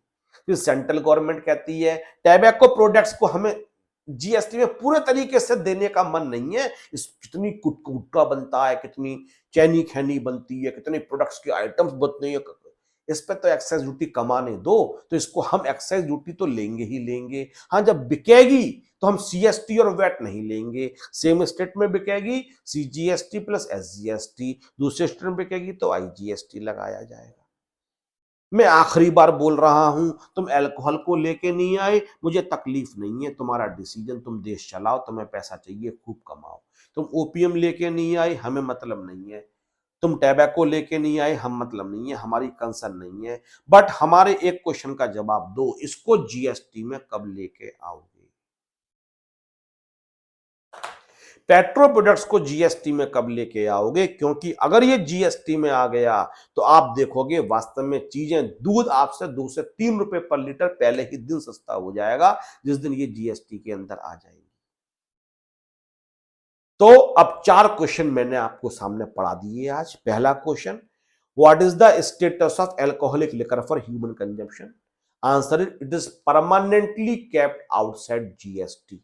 इसका मतलब जब इनका प्रोडक्शन होगा तो स्टेट एक्साइज ड्यूटी लगेगी, सेम स्टेट में बिकेंगी तो स्टेट वेट लगेगा, डिफरेंट स्टेट में बिकेंगी तो इस पर सीएसटी लगेगा। कोई आपसे पूछता है what is the status of the 5 petro products, तो बोलोगे it is temporary kept outside the GST regime. मतलब जब तक इसकी जीएसटी में नहीं आ रहा है, इसकी मैन्यू प्रोडक्शन होगा तो हम लगाएंगे central excise duty, same state में बिकेगा तो वैट लगाएंगे, डिफरेंट में बिकेगा तो सीएसटी लगाएंगे। कोई पूछता है opium, Indian hemp and narcotics and narcotic drugs का क्या स्टेटस है, तो क्या ना इसको पुराने में भी रखा गया है, नए में भी रखा गया है। इसके प्रोडक्शन पे तो हम लगाएंगे स्टेट एक्साइज ड्यूटी, बट बिकेगा तो जीएसटी लगाएंगे, सेम स्टेट में बिकेगा तो सीजीएसटी और एसजीएसटी, दूसरे स्टेट में बिकेगा तो आईजीएसटी लगाएंगे। और पूछे टैबैको एंड टैबैको सब्सटीट्यूट्स, तो उसके लिए आप बोलना कि इसके लिए थोड़ा तो जीएसटी में लेके आए हैं, थोड़ा बाहर रखा गया है। अगर ये इंडिया के अंदर मैन्युफैक्चर होगा तो सेंट्रल एक्साइज ड्यूटी लगाएंगे, बट बिकते समय जीएसटी एप्लीकेबल हो जाएगा तो सेम स्टेट में बिकेगा तो सीजीएसटी प्लस एसजीएसटी, डिफरेंट में बिकेगा तो आईजीएसटी लगाया जाएगा। मैंने करीब करीब 6:35 पे क्लास शुरू करी थी, 7:35 से हो गए, 1 घंटा हो गया। कल भी बोलिए क्या डाउट्स आपके हैं, यू आर मोस्ट वेलकम, अपने डाउट्स लीजिए, आप जो डाउट्स पूछने को तैयार हो गए। डाउट पूरे, चलो आगे चलते हैं। तो उस टॉपिक का नाम है सप्लाई।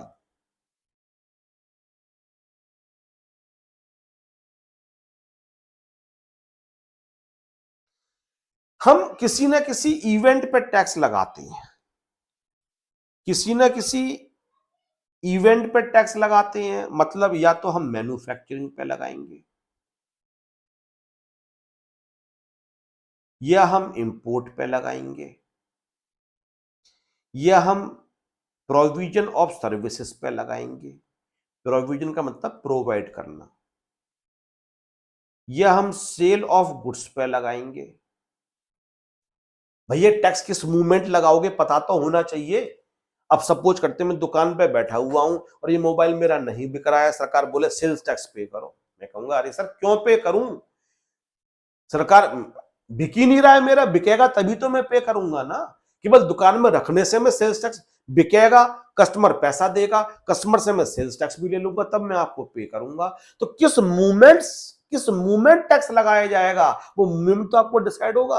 मैं बैठे बैठे सोच रहा हूं सौरभ बंसल ये बिजनेस करूंगा तो खूब पैसा कमाऊंगा, और इनकम टैक्स कहता है हाँ जी टैक्स पे करो इनकम कमाओगे। मेरे दिमाग में खिचड़ी चल रही है।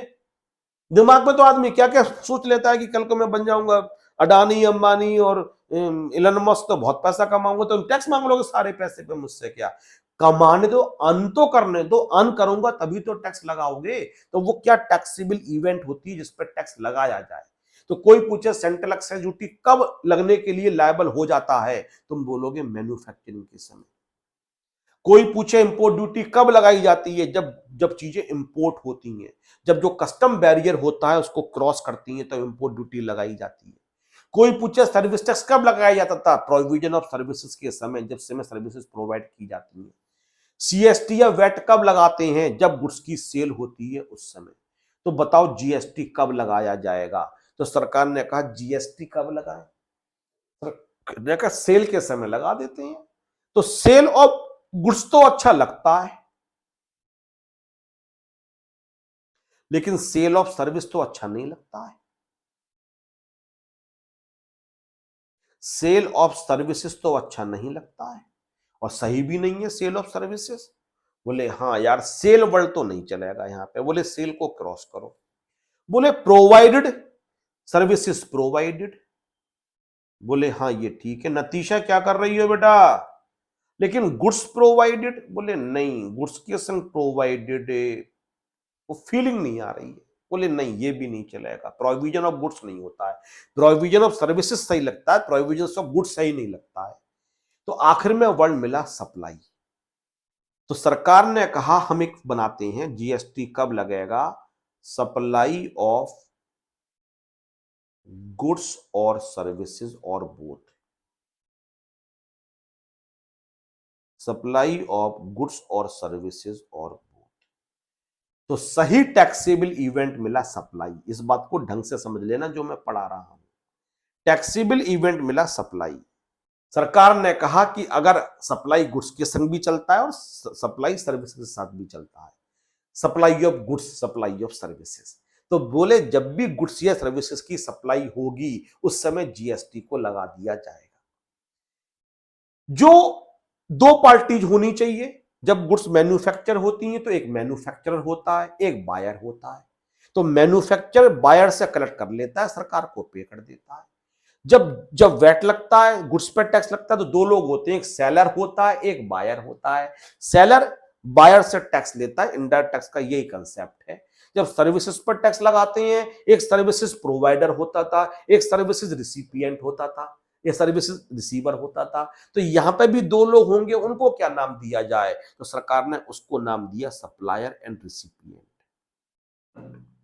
जो गुड्स या सर्विसेज की सप्लाई करेगा वो होगा सप्लायर, और जिसको दिया जाएगा वो हो जाएगा रिसिपिएंट। ये तीन वर्ड्स अच्छे तरीके से याद कर लो। कोई आपसे पूछे कि सर ये बताओ जीएसटी कब लगाया जाता है, कौन सा मूवमेंट होता है, तो बोलोगे सप्लाई। सप्लाई पे सेल मत बोलना, अगर सेल बोल दिया तो गुड्स के संग तो वो रीजनेबल लगेगा, सर्विस रीजनेबल लगेगा। प्रोविजन, प्रोविजन मत बोलना, प्रोविजन ऑफ सर्विसेज तो सही लगेगा, प्रोविजन ऑफ गुड्स के समय नहीं लगेगा। मैन्युफैक्चरिंग तो बिल्कुल मत बोल देना, इंपोर्ट तो बिल्कुल मत बोल देना। ऐसा वर्ड जो गुड्स के लिए भी एप्ट हो और सर्विसेज के लिए भी एप्ट हो, सरकार को वर्ड लगा सप्लाई। अच्छा, पे करने की किसकी जिम्मेदारी होगी और किससे कलेक्ट किया जाएगा, क्योंकि अपनी लायबिलिटी दूसरे को ट्रांसफर कर सकते हो। जो गुड्स या सर्विसेज की सप्लाई करेगा उसको नाम दिया गया सप्लायर, और जिसको सप्लाई दी जाएगी मतलब जिससे हम टैक्स कलेक्ट करेंगे उसको बोला जाएगा रिसिपिएंट।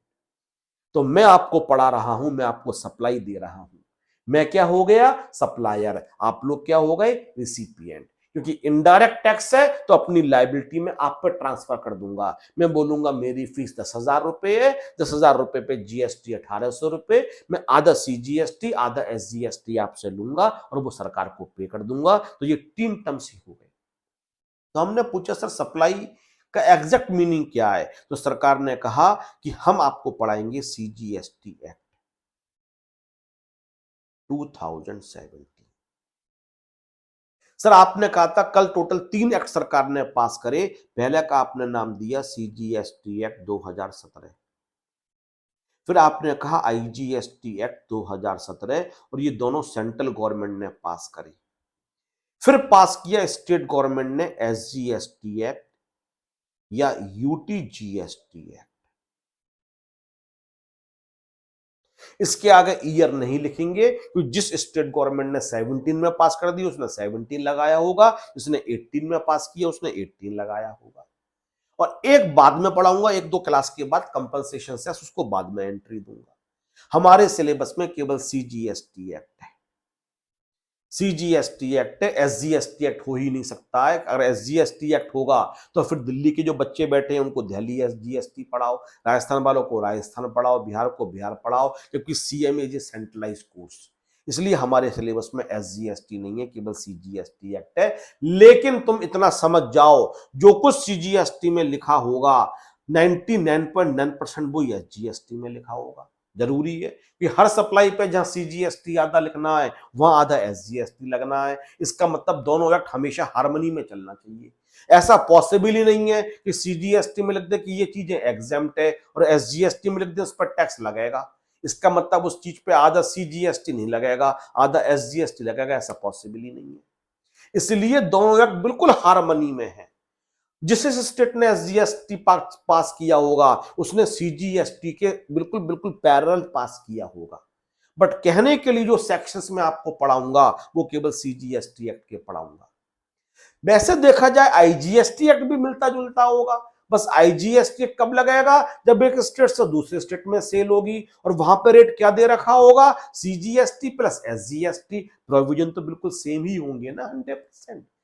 सब कुछ सेम है, माइनर से डिफरेंसेस है, माइनर से डिफरेंसेस हैं, लेकिन तब भी हमारे सिलेबस में केवल सीजीएसटी एक्ट के सेक्शंस हैं, और आईजीएसटी का केवल एक टॉपिक है जिसको कहा जाता है प्लेस ऑफ सप्लाई, जो सबसे आखिर में टीच करूंगा जब सिलेबस खत्म हो जाए।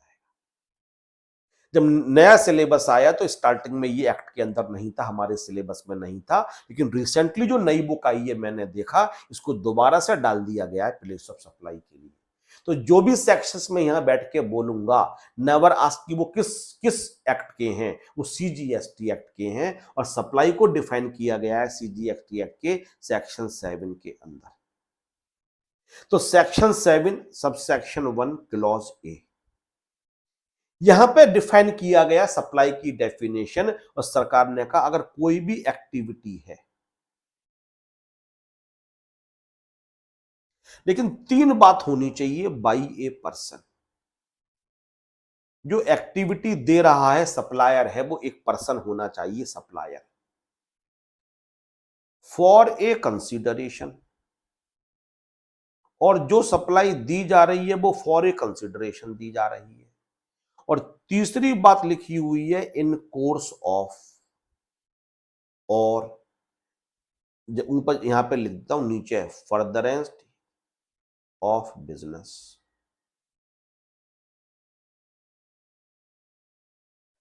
बोले ये 3 चीजें कहीं भी मिल जाए तो उसके लिए हम ये मान लेंगे सप्लाई हो गई और जीएसटी लगा दो। गुड्स की सेल हो जाती थी तो हम गुड्स पे वैट लगा देते थे, अगर इंपोर्ट हो गया तो इंपोर्ट पे हम लगा देते थे।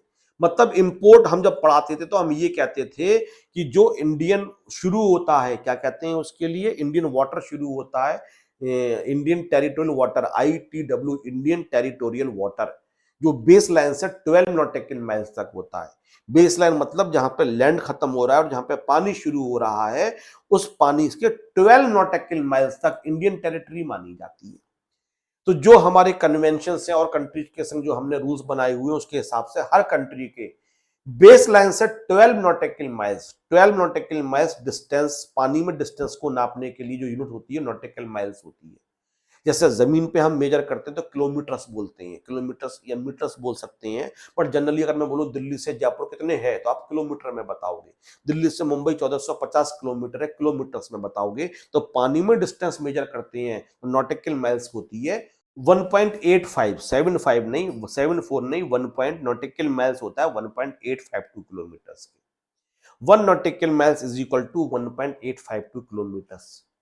तो जो 12 नॉटिकल माइल्स हो गया 12, तो हम इसको 12 कर देते हैं यहां पे, तो करीब करीब 22 किलोमीटर तक, करीब करीब 22.25 किलोमीटर तक, जहां से आपका बेस बेस लाइन है, जहां पे लैंड खत्म हो रहा है, समुद्र शुरू हो रहा है, उसके करीब करीब 22.224 किलोमीटर तक इंडियन टेरिटोरियल वाटर माना जाएगा। तो अगर उसके बाहर जहाज डूब जाता है तो कोई इंपोर्ट ड्यूटी नहीं लगेगी, क्योंकि इंपोर्ट हुआ ही नहीं। लेकिन अगर इंडियन कस्टम वाटर्स में आने के बाद जहाज डूब जाता है तो इंपोर्ट हो गया, इंपोर्ट हो गया तो इंपोर्ट ड्यूटी। उसमें भी बहुत सारे इफ एंड बट्स थे, वो कभी बोलोगे तो डिस्कस कर लूंगा, लेकिन मैं तुम्हें एक चीज समझाने की कोशिश कर रहा हूं। वो मूवमेंट जिस समय टैक्स लगना लाजमी हो जाता है कि अब टैक्स लगाओ, और वो टैक्स कब लगाया जाएगा, वो टैक्स तब लगाया जाएगा जब वो इवेंट हो जाएगा। तो इंपोर्ट कब माने, जब चीज इंडिया के अंदर एंटर कर गई। तो इंडिया में एंटर कब करेगी, जब इंडियन टेरिटोरियल वाटर के अंदर वो चीज आ गई। तो अगर 1222.224 के इस साइड में डूब जाए जहाज तो इंपोर्ट ड्यूटी नहीं लगेगी, और इस साइड आके डूब जाए तो इंपोर्ट ड्यूटी लग जाएगी। क्यों लग जाएगी, क्योंकि भारत के अंदर इंपोर्ट तो हो चुका था ना, आने के बाद जहाज डूबा है ना। मैं फिर कह रहा हूं, इसको एग्जैक्टली लिटरल मत ले लेना, ये इफ एंड बट्स हैं, और भी बहुत सारे कोर्ट के केसेस वगैरह किससे में लगाई जाएगी, बट मतलब ये हो गया कि इंपोर्ट होगा तभी तो लगाई जाएगी। इसी तरीके से इनकम टैक्स में सैलरी के अंदर एक क्वेश्चन है, वो सबको सुनना चाहिए। वो क्वेश्चन ये होता है कि एक होता है आपके लिए फोर गोइंग ऑफ सैलरी, एक होता है surrender of salary. For going of salary मेरी बुक में भी दे रखा है, अगर आपने सैलरी की बुक मेरी पढ़ी हुई है पूरी बुक्स हम आपको देते तो हैं, बुक्स लेने की आपको जल्दी भी होती है, लेकिन बुक्स आप लोग पढ़ते नहीं हो। लेकिन हम अगर 99% पढ़ा देते हैं तो 1% जिम्मेदारी ये भी है कि आप खुद भी पढ़ो। तो उसमें दे रखा है what is the difference between the foregoing of salary and the surrender of the salary. Surrender का मतलब होता है सेंट्रल गवर्नमेंट का एक एक्ट है, उसमें आप अपनी सैलरी को सरेंडर कर देते हो और आप अपने बॉस से बोलते हो कि ये सैलरी मुझे नहीं चाहिए, ये सैलरी आप सेंट्रल गवर्नमेंट को दे देना जो अच्छे कामों के यूज में आएगी, अपनी मर्जी से आप सरेंडर कर रहे हो। तो सरकार ने वहां आपको एग्जम्पशन का बेनिफिट दिया हुआ है, अगर सैलरी आप सरेंडर करोगे तो आपको सैलरी पे टैक्स पे नहीं करना पड़ेगा। फोरगोइंग ऑफ सैलरी का मतलब होता है सैलरी को छोड़ देना। अब जैसे कि रैंकर्स में मैं एम्प्लॉय हूं, मैं ये मान लेता हूं और मैं सैलरी को अर्न भी कर रहा हूं, सैलरी मेरी ड्यू भी हो गई, हर महीने की आखिरी तारीख को ड्यू हो जाती है सैलरी मेरी, सपोज करते हैं 30 अप्रैल को ड्यू हो गई। 1 मई को मैं सैलरी लेने के लिए पहुंचा और सैलरी लेने के लिए पहुंचा और मैडम या वहां के जो ओनर्स हैं उनसे मेरी नोकझोंक हो गई और मैं नोकझोंक हो गई, मैंने कहा रखो अपनी सैलरी, मुझे नहीं चाहिए आपकी सैलरी, मैं छोड़ रहा हूं जॉब। और मैं उस सैलरी को छोड़ के घर पर चला आया। बताओ मुझे टैक्स पे करना पड़ेगा नहीं करना पड़ेगा? करना पड़ेगा। सैलरी मेरे हाथ में अर्न हो चुकी थी, मैं कमा चुका था सैलरी के लिए, और जो इनकम आपने अर्न कर ली उस पर सर आप लेके तो नहीं आए, तो वो भी तो आपने खर्चा ही किया ना। आप सैलरी को छोड़ रहे हो, कमाने के बाद छोड़ रहे हो, तो वो तो आपका पर्सनल एक्सपेंडिचर हो गया। वो तो अपनी ईगो को सेटिस्फाई करने के लिए आपने छोड़ी है, कमा तो चुके हो ना आप। इसको अगर आप समझ जाओगे तो टैक्स को और ज्यादा एंजॉय करने लगोगे आप। फोरगोइंग ऑफ सैलरी पे आपको टैक्स पे करना पड़ता है। अगर मैं कहता हूं अरे आपके जैसे बहुत एम्प्लॉयर आते हैं, मुझे नहीं चाहिए आपका पैसा, रखो अपने पास, तो बताओ मेरा पैसा कमाया नहीं कमाया? कमाया। तो छोड़ तो दिया, छोड़ा नहीं, अपनी नाक ऊपर रखने के लिए छोड़ा आपने वो पैसा। अच्छा ये बताओ वो पैसा मैं वहां से रिसीव कर लेता और नीचे जाके मैं गरीबों में बांट देता तो मैं टैक्स पे करता नहीं करता? सर डेफिनेटली आप टैक्स पे करते, आप पैसा कमा चुके हो। तो एक तरीके से पैसा रिसीव करके उन्हीं के ऊपर उड़ा के चलाया, रखो अपना पैसा अपने पास। तो सर आपने खर्च किया, हाँ मैंने पैसा खर्च किया, कमाने के बाद किस लिए खर्च किया? अपनी नाक ऊंची रखने के लिए खर्च किया, अपने एटीट्यूड के लिए, अपने घमंड के लिए मैंने पैसा छोड़ा। सरकार टैक्स मांग लेगी, पैसा तुम्हारा हो चुका है, due or received whichever earlier, तो ड्यू तो आपके हाथ में हो चुकी है, तो टैक्स पे करो। आप छोड़ रहे हो वो आपका मन है, आपका स्वभाव है। जिस समय नेट गया उस समय मैं क्या पढ़ा रहा था बता सकते हो आप लोग कोई? Foregoing salary sir, surrender salary. नहीं, उसके आगे भी कुछ बताया होगा ना, अपने अपने एटीट्यूड के लिए, अपने घमंड के लिए, ये नहीं सुना? यस हाँ, वो हाँ टैक्स देखने वाली बात थी। यस सर, आपने रैंकर्स में सैलरी छोड़ी हाँ, थी, तो मैं ये उसी बात बात पे बोली। दोबारा से आता हूं कि अगर मैं सैलरी रिसीव कर लूं रैंकर से, नीचे जाके गरीब बच्चों में बांट दूं, आप बोलोगे सर आपकी इनकम है, आपने टैक्स पे किया। लेकिन अगर मैं सैलरी को वहीं पे छोड़ के आता हूं, अरे सर मुझे नहीं चाहिए आपकी सैलरी, आप जैसे लोगों की सैलरी, रैंकर्स को मैं रिस्पेक्ट देता हूं, एग्जांपल के तरीके से बता रहा हूं, रखो अपनी सैलरी। तो एक तरीके से सैलरी मैंने रिसीव करी और वहीं उड़ाया उनके ऊपर अपनी नाक ऊंची रखने के लिए। सेक्शन 15 में लिखा है salary is taxable on due or received whichever earlier. Due हो गई तो टैक्स पे करो। तो टैक्सेबल इवेंट क्या हुआ? Due or received whichever earlier. अगर ड्यू हो गई तो टैक्स पे करो, मत करो रिसीव, तुम्हारा घमंड है, तुम मत करो रिसीव। तो जो मैं बता रहा हूं एक टैक्सेबल इवेंट होता है जिस समय यह डिसाइड होता है कि टैक्स लगाया जाएगा। अगर सपोज करते हैं मेरी मैगी बनाने की फैक्ट्री है और मैंने मैगी को मैन्युफैक्चर किया, मतलब प्रोड्यूस किया, मैगी के पैकेट्स बनाए, और जब बनाने के बाद मैंने क्वालिटी चेक करी तो मुझे ऐसा लगा इस क्वालिटी को सही नहीं है हेल्थ के लिए, एलईडी लेड इसमें ज्यादा हो गया है, और मैं इसको डिस्ट्रॉय कर दिया मैंने। तो बताओ सेंट्रल एक्साइज ड्यूटी मुझसे मांगी जाती थी? नहीं मांगी जाती थी? हाँ मांगी जाती थी, क्योंकि मैन्युफैक्चरिंग पे लग रहा है, और अगर मैन्युफैक्चरिंग हो गई तो एक्साइज ड्यूटी आपको पे करनी पड़ेगी। सर हमने आगे बेची तो नहीं, बेचने पे तो सेल्स टैक्स था, बेचने पे तो वैट था, ये तो मैन्युफैक्चरिंग पे लग रहा था, और मैन्युफैक्चरिंग हो गई तो फिर आपको एक्साइज ड्यूटी पे करनी पड़ेगी। इसीलिए सेंट्रल एक्साइज ड्यूटी में हम पढ़ाते थे अगर कोई चीज पब्लिक हेल्थ के लिए अच्छी नहीं है, खराब है, उसको आप नहीं बेचना चाहते हो, तो सरकार सेंट्रल एक्साइज ड्यूटी माफ कर सकती है, चलो कोई बात नहीं, बट डिस्ट्रॉय करो। लेकिन डिस्ट्रॉय भी खुद नहीं करोगे, वहां का ऑफिसर आएगा, वो अपने सामने डिस्ट्रॉय करेगा, और डिस्ट्रॉय करने के बाद ये एश्योर करेगा दोबारा इनको यूज नहीं हो सकता है, तभी माफ होगी। अगर आपने मैगी के पैकेट अपने डिस्ट्रॉय कर दिए, वो क्या पता बेच दिए हो आपने, हमें क्या पता डिस्ट्रॉय करे हैं आपने, हो सकता है आपने बेच दी हो, निकालो एक्साइज ड्यूटी। क्योंकि वो किस घटना पे लग रही है? मैन्युफैक्चरिंग, मैन्युफैक्चरिंग हो चुकी है। तो अगर कोई चीज खराब बन जाती थी और आप सरकार से माफी की गुहार लगाते थे, नहीं सर हम ये बेचेंगे नहीं, कंज्यूमर के हाथ में ही नहीं जाएगी, तो हमारी एक्सड्यूटी माफ कर दो, तो पहले अप्लाई करते थे, ऑफिसर आता था, अपने सामने वो डैमेज करवाता था, डिस्ट्रक्शन की दोबारा से यूज नहीं होगी, तब एक्साइज ड्यूटी आपकी माफ होती थी। इवेंट का मतलब क्या है? जिस जगह टैक्स लगाया जाएगा, तो सेंट्रल जो जीएसटी के अंदर उस इवेंट को बोला गया सप्लाई, और सरकार ने कहा ये तीन बातें जहां मैच कर जाएं वहां तुरंत जीएसटी लगा देना, वहां जीएसटी लगेगा। पहली बात, जो सप्लायर हो वो पर्सन होना चाहिए। अगर डीप में अभी नहीं चलते हैं, चलेंगे, यहां पे भी चलेंगे, बट अभी हम इनकम टैक्स वाली डेफिनेशन मान लेते हैं, थोड़ी डिफरेंट है, हाँ थोड़ी सी डिफरेंट है। डिफरेंट इस सेंस में नहीं है कि कम ज्यादा पर्सन, हमने उनको 7 कैटेगरी में रखा इनकम टैक्स में, इसमें ज्यादा कैटेगरी में रख दिया, बस इतना अंतर है।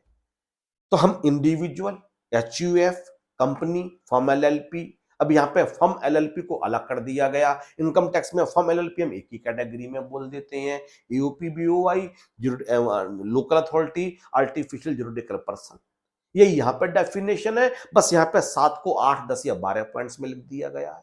पर्सन सेम रहेंगे, बस कैटेगरीज बढ़ा दी गई है। तो अभी हम पर्सन का मतलब यही मान लेते हैं, individual, HUF, company, firm LLP, UP BOI, ये सब for a consideration, for a consideration, और इन कोर्स ऑफ बिजनेस के सिलसिले में, या in furtherance of business, business को आगे बढ़ाने के लिए अगर तुमने कोई भी एक्टिविटी करी है। अब मैं आपको पढ़ा रहा हूं, संजय साहब मुझसे पढ़ रहे हैं, तो क्या सप्लाई है? देखते हैं, बाय ये पर्सन, मैं इंडिविजुअल हूं, पर्सन हूं, संजय साहब से मैंने फीस ली है फॉर ए कंसिडरेशन। क्या टीचिंग करना मेरा बिजनेस है? हाँ definitely, business includes the profession, हाँ डेफिनेटली है, मैं बिजनेस के सिलसिले में ही चार्ज कर रहा हूं, तो जो कुछ भी मैं आपको दे रहा हूं एक्टिविटी, ये सप्लाई हो गई, और संजय साहब से जब मैं फीस लूंगा तो मैं जीएसटी लूंगा। लेकिन यहां पे सपोज करते हैं एक स्टूडेंट बैठा हुआ है एस, उसको मैं फ्री में पढ़ा रहा हूं, तो क्या सप्लाई हो रही है? सरकार कहती है नहीं, सप्लाई नहीं है, क्योंकि आपका कंसीडरेशन नहीं। अगर कंसीडरेशन नहीं है तो हम आपसे जीएसटी नहीं मांगेंगे। जब आप ये मानते हो कि आप ही को पैसा नहीं चाहिए और पैसे के ऊपर ही जीएसटी लगता है, तो जब अपना ही पैसा आप नहीं कमा रहे हो तो हम आपसे जीएसटी क्यों मांगेंगे? तो अगर कंसीडरेशन नहीं है तो जीएसटी नहीं लगाया जाए। और आखिरी बहुत प्यारी बात है, इन कोर्स ऑफ और फर्दरेंस ऑफ द बिजनेस, मतलब क्या हुआ? तुम मारुति के शोरूम में जाते हो, जो आदमी है उसने अपनी कंपनी बनाई हुई है XYZ ऑटोमोबाइल लिमिटेड, या कोई भी लिमिटेड बनाई हुई है, तो पर्सन हो गया, हाँ पर्सन हो गया। उसके शोरूम में 50 कार खड़ी हुई है, तुमने उसमें से एक कार खरीदी, तुमने उसको पैसे दिए, कंसिडरेशन 10 लाख रुपए, कंसिडरेशन हो गया, हाँ हो गया। क्या मारुति की कार बेचना या उस बिजनेस को आगे बढ़ाने के सिलसिले में कार बेची गई है? हाँ, तीनों बातें हो गई, तो कार के ऊपर वो मुझसे जीएसटी लेगा। क्या कहा बंसल जी, सरकार कहती है ये सप्लाई हो गई है, ये कार है, इस पे हम जीएसटी लगाएंगे, आधा सीजीएसटी आधा एसजीएसटी, 28% लगता है, 28%, 2,80,000 रुपए जीएसटी लगेगा, और कार आपको मिलेगी 12,80,000 रुपए की। लेकिन अगर कोई मिस्टर के है, इंडिविजुअल है, कार का शोरूम नहीं है, ये टीचर है भाई, और इसके पास इसकी कार ओल्ड हो जाती है, इस कार को ये बेच देता है, सोल्ड। तो पहली कंडीशन, मिस्टर एक्स पर्सन है और इसने 1,80,000 रुपए की बेची, कंसिडरेशन है? हाँ सर है।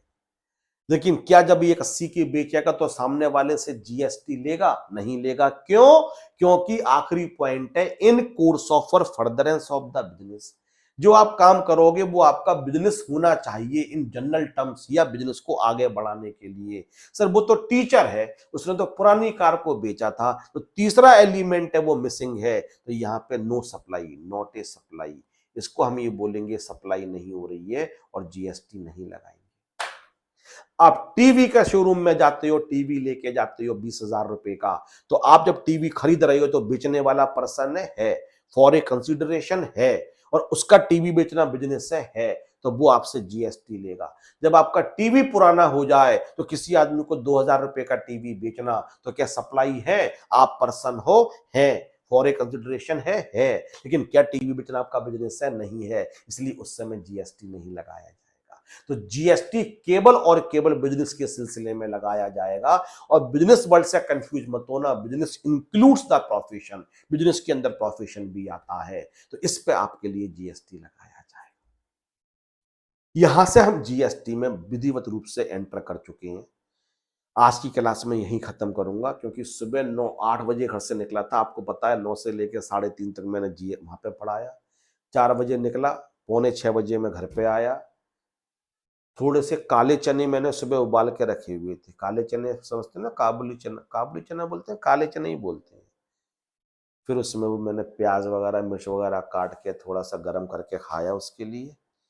अब हिम्मत नहीं है, कल के दिन मेरी छुट्टी होती है, कल ज्यादा पढ़ा दूंगा। किसी को डाउट है पूछ लो, अदरवाइज क्लास से कल भी जीएसटी ही पढ़ाऊंगा।